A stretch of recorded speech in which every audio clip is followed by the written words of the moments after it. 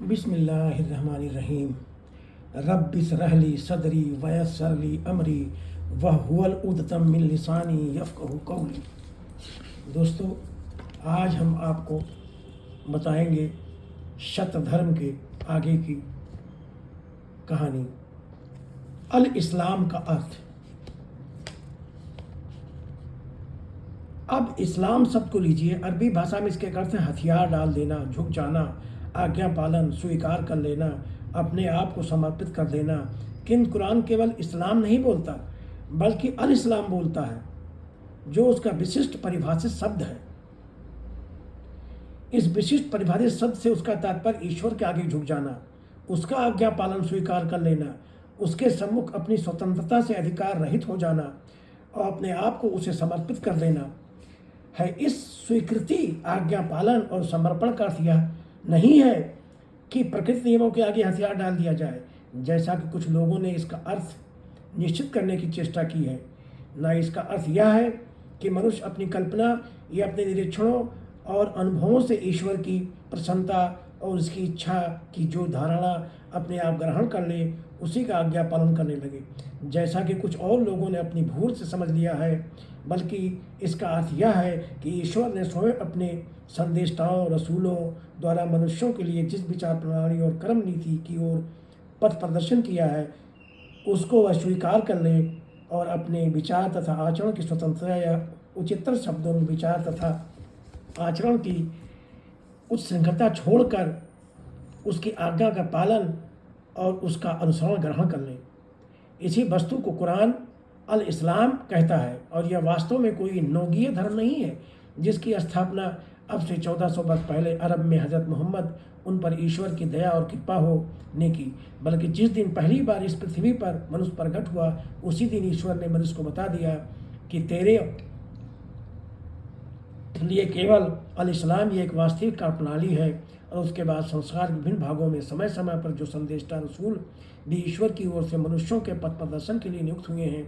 उन सब का बुलावा भी समान रूप से इसी अल इस्लाम की ओर रहा है, जिसकी ओर अनंतः हजरत मोहम्मद, उन पर ईश्वर की दया कृपा हो, ने संसार को निमंत्रण दिया।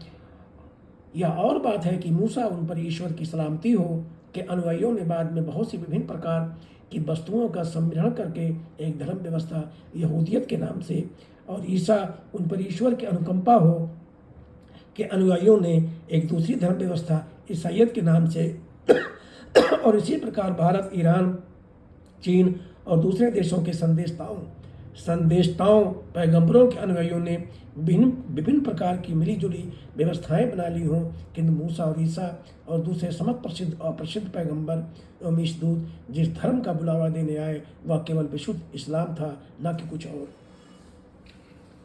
कुरान का दावा क्या है? इस व्याख्या के बाद कुरान का दावा प्रकट और स्पष्ट रूप से हमारे सामने आ जाता है, और यह है,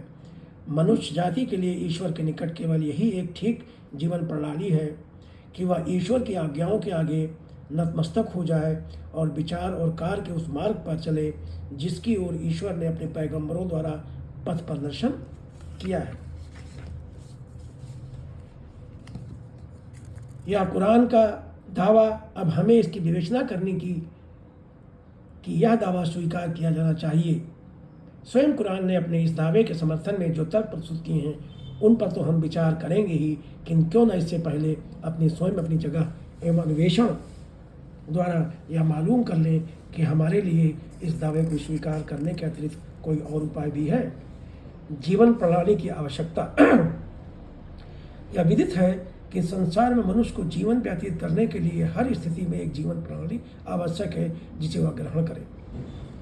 मनुष्य नदी नहीं है जिसका मार्ग पृथ्वी की नीचाई से स्वयं निश्चित हो जाता हो। मनुष्य वृक्ष नहीं है जिसके लिए प्रकृति नियम एक मार्ग निश्चित कर देते हैं। मनुष्य निरा पशु भी नहीं है जिसके पथ प्रदर्शन के लिए केवल प्रकृति पर्याप्त हो जाती है। अपने जीवन के एक बड़े भाग में प्राकृतिक नियमों का दास होते हुए भी मनुष्य जीवन के बहुत से ऐसे पहलू रखता है जिसमें उसे कोई लगा बधा मार्ग नहीं मिलता कि पशुओं के समान विवश रूप से उस पर चलता रहे। बल्कि उसको अपनी इच्छा से खुद एक मार्ग ग्रहण करना पड़ता है। उसको विचार का एक मार्ग चाहिए जिस पर चलकर वह अपनी और दृष्टि की उन बहुत सी समस्याओं को हल कर सके जिन्हें प्रकृति उसके सोचने वाले दिमाग के सामने प्रस्तुत करती है, किंतु उनका कोई हल वह स्पष्ट और संदेह रहित भाषा में नहीं बताती। उसको ज्ञान का एक रास्ता चाहिए जिस पर चलकर या जिसका अनुसरण कर वह उन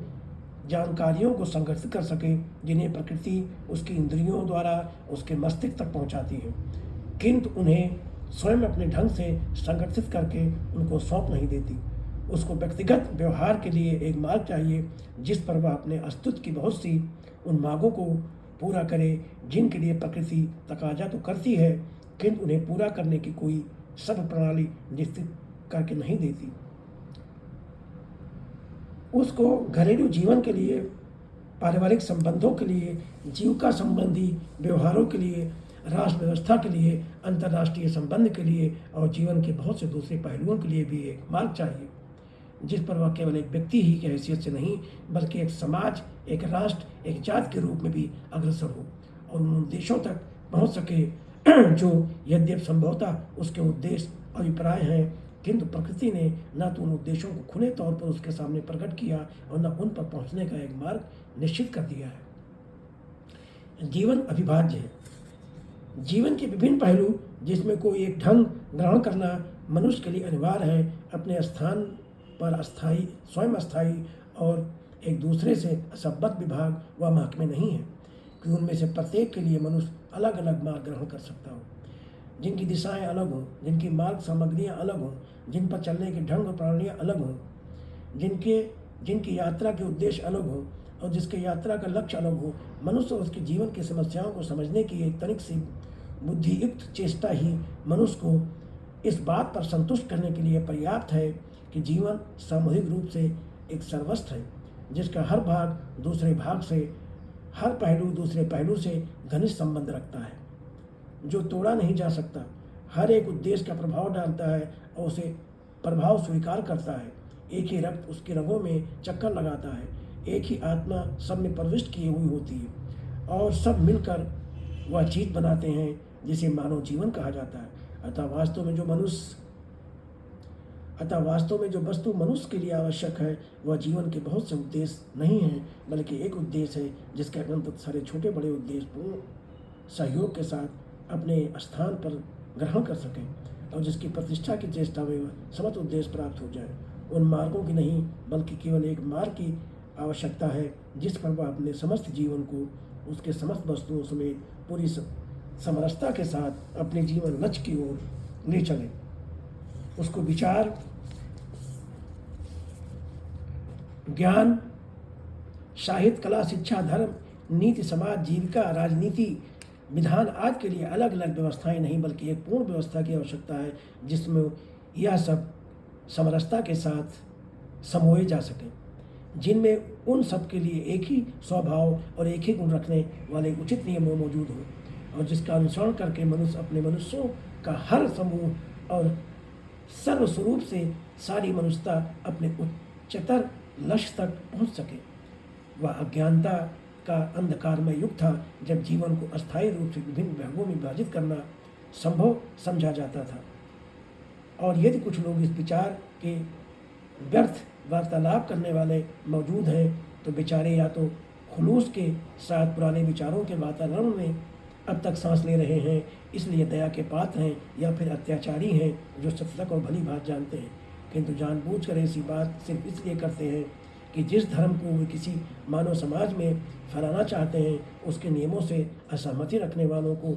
उन्हें यह विश्वास दिलाने की आवश्यकता है कि हमारे इस धर्म के अंतर्गत तुम्हें जीवन के अमुक अमुक विभागों में जो दुर्भाग्य से तुमको अत्यंत प्रिय है पूर्ण सुरक्षा प्राप्त रहेगी।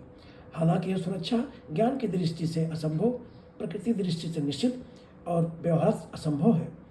और इसी प्रकार की बातें करने वाले संभवतः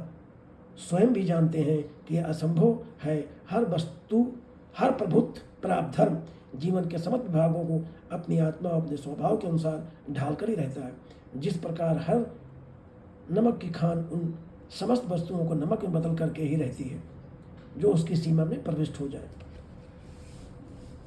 जीवन का भौगोलिक और वंशगत विभाजन।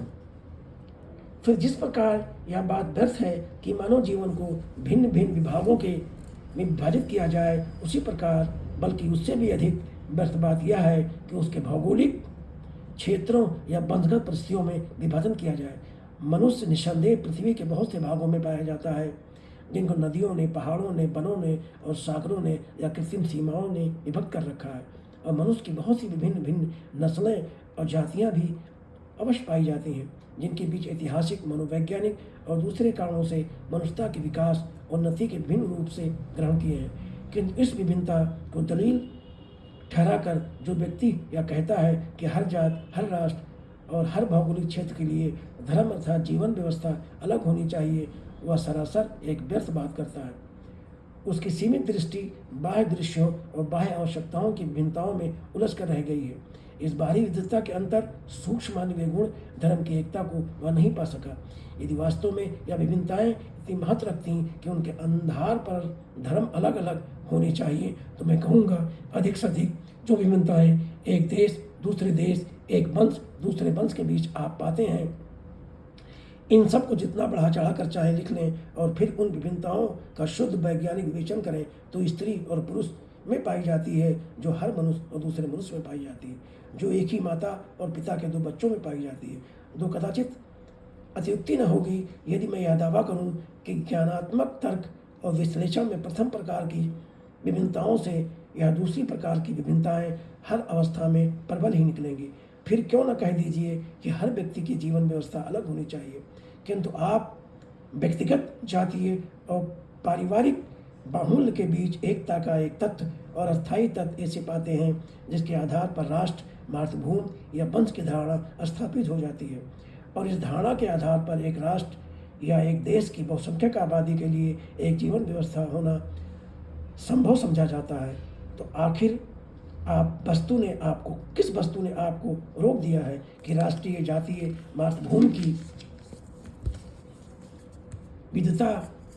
के बीच एक और बड़ी आध्यात्मिक एकता का तत्व आप नहीं पा सकते, जिस पर मानवता की धारणा स्थिर हो और जिसके आधार पर समस्त मानव संसार का एक धर्म या जीवन व्यवस्था होना संभव समझा जाए? क्या यह वास्तविक नहीं है कि समस्त भौगोलिक, वांशिक और राष्ट्रीय विभिन्नताओं के होते हुए भी प्रकृति नियम समान हैं, जिनके अंतर्गत संसार में जीवन व्यतीत कर रहा है? वह शारीरिक व्यवस्था समान है जिसके अनुसार मनुष्य की रचना की गई है। वह गुण समान है जिसके आधार पर मनुष्य दूसरे प्राणियों से अलग है, एक अस्थायी जाति ठहरता है। वह प्रकृति मांगें और आवश्यकताएं समान हैं जो मनुष्य के अनंतःकरण में निहित की गई हैं। वह शक्तियाँ समान हैं जिनके समूह को हम मानव वृत्ति कहते हैं, और आधारभूत रूप से वह समस्त प्राकृतिक, मानसिक, ऐतिहासिक, सांस्कृतिक, जीविका संबंधी कारक भी समान हैं जो मानव जीवन में कार्यशील हैं। यदि यह सत्य है, और कौन कह सकता है कि यह सत्य नहीं है? जो सिद्धांतः मनुष्य के कल्याण के लिए ठीक हो, उसको विश्वव्यापी होना चाहिए। उनके जाति पारक या वंश पारक या देश परक होने का कोई कारण नहीं। राष्ट्र और जातियाँ इन सिद्धांतों के अंतर्गत अपनी व्यवस्थाओं का प्रदर्शन और आंशिक रूप से अपने जीवन संबंधी व्यवहारों का प्रबंध विभिन्न रीतियों से कर सकते हैं, और उनको ऐसा करना चाहिए कि मनुष्य को मनुष्य होने की दृष्टि से जिस वास्तविक धर्म या जीवन व्यवस्था की आवश्यकता है, वह हर स्थिति में एक ही होनी चाहिए। बुद्धि यह स्वीकार करने से इनकार करती है जो वस्तु एक राष्ट्र के लिए सत्य को वह दूसरे राष्ट्र के लिए असत्य हो जाए, जो एक राष्ट्र के लिए असत्य हो दूसरे के लिए सत्य हो जाए। दोस्तों शुक्रिया, धन्यवाद, थैंक यू। अब आगे आपको इसकी तीसरी किस्त हम बताएंगे।